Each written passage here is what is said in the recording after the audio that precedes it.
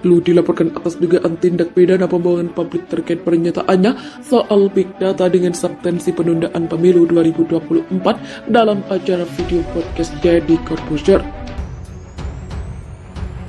Pertama, dia sudah dilaporkan, tetapi dilaporkannya di Sultra. Pertanyaannya, apakah pihak kepolisian akan menindaklanjuti laporan ini atau tidak? Itu yang jadi persoalan ya. Itu yang menjadi persoalan, karena kalau misalnya posisinya Habib Bahar ya, Habib Rizik, Syahganda Nainggolan sudah ditindaklanjuti. Tidak hanya ditindaklanjuti dengan pemeriksaan, tapi juga dengan penangkapan dan penahanan.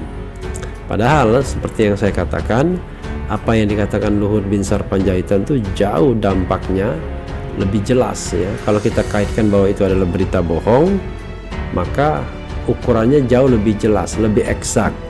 Kemudian kalau kita bicara dampak keonarannya, dampaknya jelas lebih signifikan dibandingkan misalnya kasus-kasus sebelumnya yang mendera Habib Rizik, Habib Bahar, Syahganda Nainggolan, Anton Permana, dan lain sebagainya. Sebagai contoh misalnya soal bahwa berita ini berita bohong. Paling tidak Sobat Era sekalian, klaim Luhut mengenai 110 juta data tersebut itu sudah dibantah oleh beberapa pihak. Ada Don Emprit misalnya, Drone Emprit yang membantahnya, yang katanya kalau di markup sampai 7.000 kali pun 1.000 kali pun itu baru 77 juta yang terlibat dalam percakapan tunda pemilu. Bayangkan markupnya 7.000 kali. Sementara big data yang dikeluarkan Luhut yang dikeluarkan oleh Lanyala Mataliti DPD itu mengatakan paling tinggi angkanya cuma 1 juta saja. Lebih banyak orang bicara minyak goreng dibandingkan tentang penundaan pemilu. Jadi sudah banyak pihak yang membantah data tersebut, dan Luhut tak kunjung menyampaikan data yang dia klaim sebagai 110 juta itu. Nah, maka dari sini kan proven sebenarnya kalau kita mengatakan ini soal berita yang tidak benar atau berita bohong. Dampaknya sudah jelas, dampaknya terjadi protes di mana-mana, demo di mana-mana, karena isu penundaan pemilu yang salah satunya diangkat oleh Luhut Binsar Panjaitan ini adalah menyebabkan orang kemudian menjadi onar. Ya, kalau ukuran keonaran itu adalah pro dan kontra serta aksi-aksi unjuk rasa misalnya. Nah, dari dua faktor ini Sobat Era sekalian, saya mengatakan jauh lebih besar ya derajat atau gradasi untuk diproses dari sisi hukum kalau patokannya Undang-Undang Nomor 1 1946 Pasal 14 Ayat 1 dan Ayat 2 serta Pasal 15. Tapi sekali lagi saya bukan orang yang suka mendorong-dorong orang untuk dikriminalkan. Luhut dilaporkan atas dugaan tindak pidana pembohongan publik terkait pernyataannya soal big data dengan subtensi penundaan pemilu 2024 dalam acara video podcast Deddy Corbuzier. Sekretaris Jenderal Barisan Orator Masyarakat Kepulauan Buton, Laodetas Taufik, melaporkan Menteri Koordinator Bidang Investasi dan Kemaritiman Luhut Binsar Panjaitan di Polda Sulawesi Tenggara, Senin 18 April 2022. Luhut dilaporkan atas dugaan tindak pidana pembohongan publik terkait pernyataannya soal big data dengan subtensi penundaan pemilu 2024 dalam acara video podcast Deddy Corbuzier 11 Maret 2022 lalu. Pernyataan itu kemudian ditanggapi oleh beberapa tokoh politik nasional dan beberapa menteri Kabinet Indonesia Maju. Tak hanya itu, wacana ini juga kemudian mendapat tanggapan dari sejumlah mahasiswa se-Indonesia sehingga melahirkan aksi demonstrasi besar-besaran. Puncak aksinya terjadi pada 11 April 2022. Akibatnya terdapat beberapa korban luka dalam aksi tersebut, di antaranya mahasiswa, pihak kepolisian dan salah satu dosen Universitas Indonesia, terangnya. Pernyataan Menteri Luhut yang menyebutkan dalam big data terdapat 110 juta warga Indonesia menginginkan penundaan pemilu 2024 menyebabkan kegaduhan di tengah masyarakat. Apalagi sampai hari ini data yang dimaksud belum ditujukan ke publik. Nah, pernyataan ini yang kemudian diduga menjadi tindak pidana pembohongan publik, bebernya. Laporan tersebut diterima langsung PO di Ditreskrimsus Polda Sulawesi Tenggara, Bribtu Safrianto, tertanggal 18 April 2022.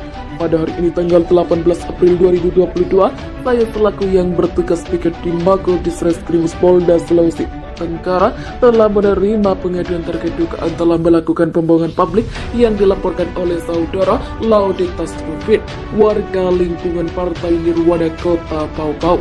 Terang Bribtu Safrianto dalam surat tanda terima berita laporan pengaduan. Managing Director Political Economy and Policy Studies Antoni Budiawan sependapat dengan pernyataan Ketua DPD RI AA Lanyala Mahmud Mataliti yang menyebut Menko Marves Luhut Binsar Panjaitan bohong soal Big Data. Sebelumnya Luhut mengatakan bahwa dia memiliki Big Data, yakni terdapat 110 juta netizen media sosial yang mendukung isu penundaan pemilu 2024. Namun Lanyala menyangkal data Luhut dengan mengacu pada data yang dikeluarkan perusahaan analisis data. Data yang dipaparkan Lanyala mengungkapkan bahwa Big Data netizen yang terlibat dalam percakapan tentang isu penundaan pemilu hanya berjumlah 693.289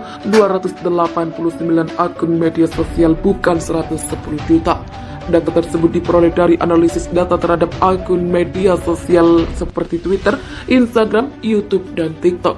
Antoni Budiawan sependapat dengan Lanyala bahwa Luhut berbohong tentang Big Data. Luhut klaim ada 110 juta orang dukung penundaan pemilu. Ketua DPD Lanyala bingung Luhut bohong. Menurut envelope pembicaraan pemilu maksimal 693.000, ujar Antoni dikutip seputar tangsel.com dari akun Twitter @Antoni Budiawan pada Sabtu 16 April 2022. Lanyala membandingkan data yang disebutkan perusahaan envelope dan data Luhut jauh berbeda. Antoni Budiawan mengatakan jika Luhut melakukan penyebaran kebohongan, maka berdasarkan Undang-Undang ITE, Luhut terancam hukuman 6 tahun penjara. Luhut terancam pidana. Menurut UU ITE, penyebaran berita bohong dapat dihukum penjara maksimal 6 tahun, ujar Antoni. Pertama, dia sudah dilaporkan, tetapi dilaporkannya di Sultra. Pertanyaannya, apakah pihak kepolisian akan menindaklanjuti laporan ini atau tidak? Itu yang jadi persoalan ya. Itu yang menjadi persoalan, karena kalau misalnya posisinya Habib Bahar ya, Habib Rizik, Syahganda Nainggolan, sudah ditindaklanjuti. Tidak hanya ditindaklanjuti dengan pemeriksaan, tapi juga dengan penangkapan dan penahanan.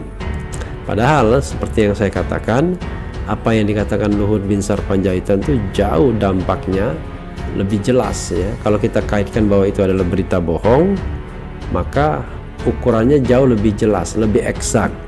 Kemudian kalau kita bicara dampak keonarannya, dampaknya jelas lebih signifikan dibandingkan misalnya kasus-kasus sebelumnya yang mendera Habib Rizik, Habib Bahar, Syahganda Nainggolan, Anton Permana, dan lain sebagainya.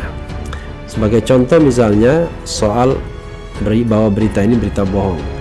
Paling tidak Sobat Era sekalian, klaim Luhut mengenai 110 juta data tersebut itu sudah dibantah oleh beberapa pihak.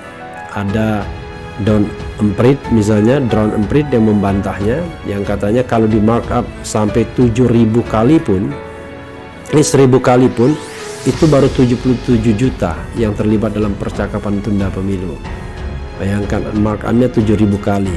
Sementara big data yang dikeluarkan Luhut, yang dikeluarkan oleh Lanyala Mataliti DPD itu mengatakan paling tinggi angkanya cuma 1 juta saja. Lebih banyak orang bicara minyak goreng dibandingkan tentang penundaan pemilu. Jadi sudah banyak pihak yang membantah data tersebut, dan Luhut tak kunjung menyampaikan data yang dia klaim sebagai 110 juta itu. Nah, maka dari sini kan proven sebenarnya kalau kita mengatakan ini soal berita yang tidak benar atau berita bohong.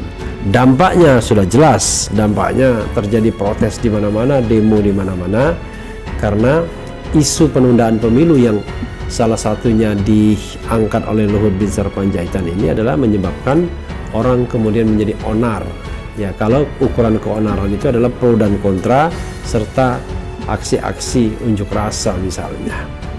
Nah, dari dua faktor ini Sobat Era sekalian, saya mengatakan jauh lebih besar ya derajat atau gradasi untuk diproses dari sisi hukum kalau patokannya Undang-Undang Nomor 1 1946 Pasal 14 ayat 1 dan ayat 2 serta Pasal 15. Tapi sekali lagi saya bukan orang yang suka mendorong-dorong orang untuk dikriminalkan.